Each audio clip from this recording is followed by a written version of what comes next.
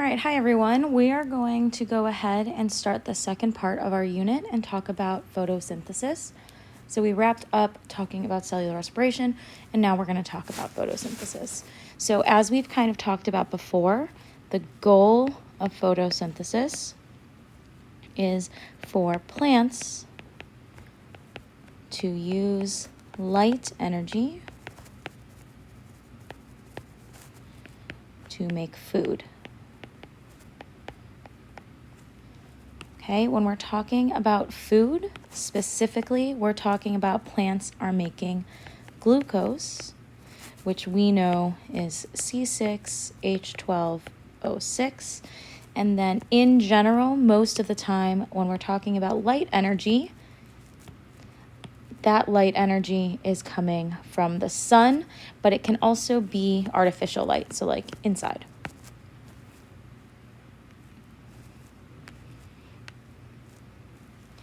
All right, so if we think back all the way to our second unit on ecology, we talked about different types of organisms, and plants are considered autotrophs or autotrophic.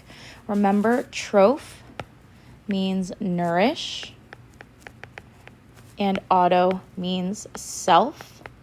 So when we talk about plants being autotrophic, that means that plants self-nourish. So they make their own food, like I said, and we're making glucose. Remember, glucose is a sugar. And then another word that we have used in the past to describe organisms that make their own food is producers. Okay, so plants are also producers. Okay, plants use the glucose to make ATP energy to use for cell work.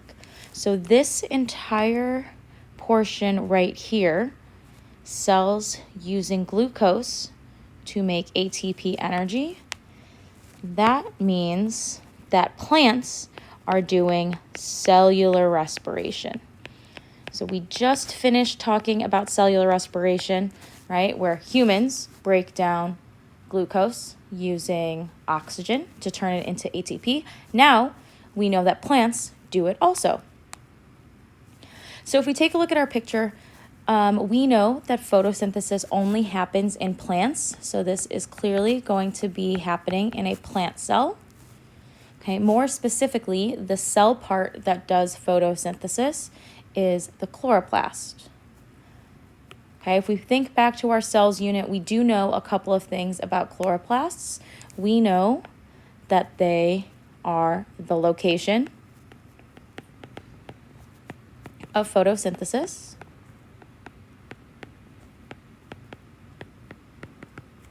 We also know that they are green due to a pigment called chlorophyll.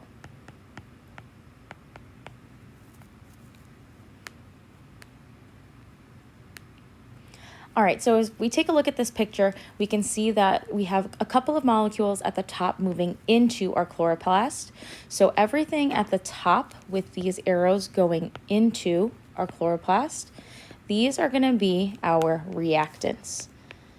In the past, when I talked about cellular respiration, I talked about reactants being like the ingredients. Okay, so we have H2O, which is water, and then CO2, which is, of course, carbon dioxide. So these are the two things that we need in order to do photosynthesis. Again, with light energy, either from the sun or from like a lamp. So after we have our reactants, we do photosynthesis inside the chloroplast. And then what we get out of it are two things. These would be considered our products, what we make. And plants make oxygen, and they make sugar. More specifically, remember our sugar that we're making in photosynthesis is glucose. Again, C6H12O6. Okay? All right, so let's again review what is required. When we talk about required, this means our reactants. What do we need in order to do photosynthesis? So plants need carbon dioxide that they get from the atmosphere. They need light, and they need water. The plants get water from their roots, okay, and then carbon dioxide they get from the air. So those are the two things that they need, along with energy from the sun. Okay, like I said, photosynthesis is going to occur in the chloroplast.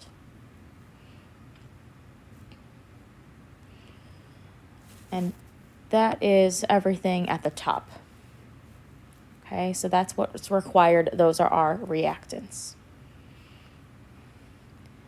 Next, what wastes are produced? So remember, we are going to produce two different products when we're talking about photosynthesis.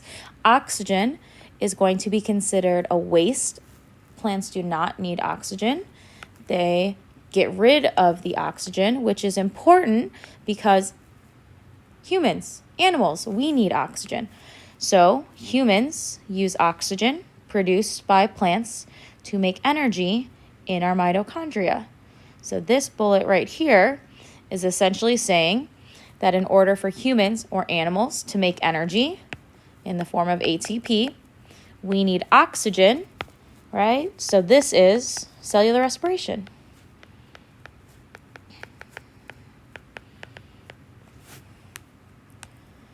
So plants give off oxygen that humans and animals breathe in, and then we use that oxygen to break down our glucose and make energy.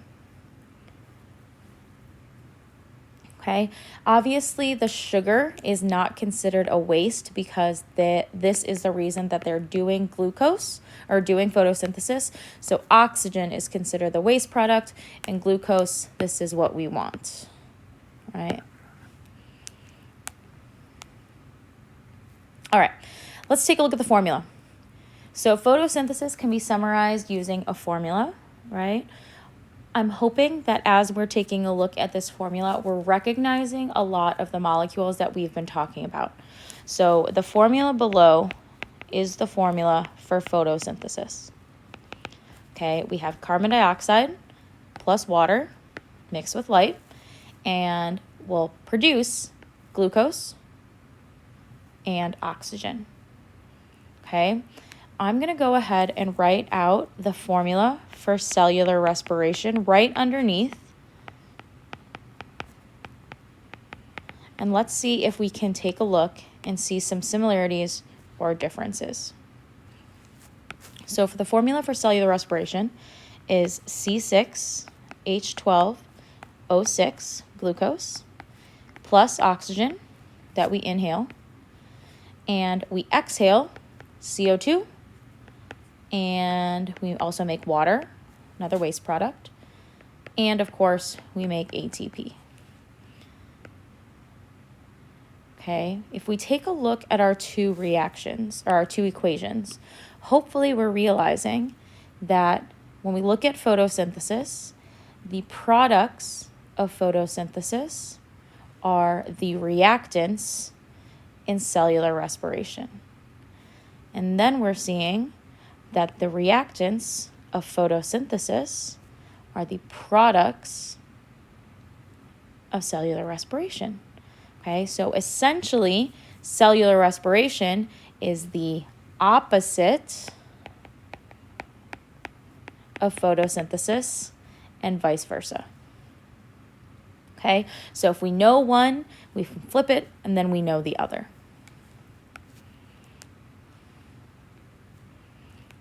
Okay, so photosynthesis is basically the opposite of cellular respiration. They happen in two different places. Only plants do photosynthesis. Humans, animals do not do photosynthesis. But remember, all living things do respiration. Done by all living things. Okay, and then photosynthesis, plants.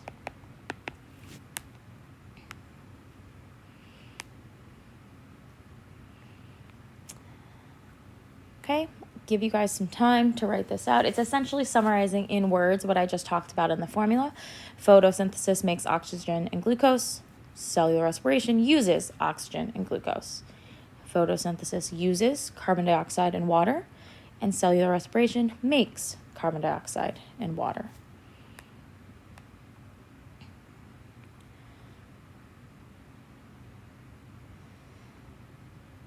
Okay, this is our last slide. So remember, plants perform both photosynthesis and cellular respiration. Animals only do cellular respiration. Remember, animals, we're not going to do photosynthesis. We are not producers. We are not autotrophs. In order for animals or humans to get glucose, we have to eat. So animals are consumers. Okay, we talked about that word during first semester. Consumers need to eat food or glucose. Okay, and then once we eat the glucose, we can go ahead and break it down into ATP using cellular respiration. So the question that I want us to think about is, can animals live without plants? Okay, essentially, animals, humans, we are dependent on plants because we can't do that process of photosynthesis. In order for us to get glucose, in order for us to have glucose to break down into ATP, we need to be eating, and we're eating plants. So animals cannot live without plants. Something else that we get from plants is the oxygen that they give off, right? They provide lots of oxygen that we are able to breathe. And then something that we want to add, so maybe a last bullet point, is plants can live without animals. Okay, and if we think about it, it should make sense because plants, they do photosynthesis, so they make their own food, and they also do cellular respiration, so they can use that food and break it down to make energy. They really don't need us at all. So plants, totally independent. Humans, animals, needy. Okay, we need plants. Plants do not need us. Okay, that is the end of our notes. Hopefully you guys were following along. When I get back, if you have any questions, we'll go over it and we'll review it. But I'll see you guys later, and I hope you guys have a good weekend.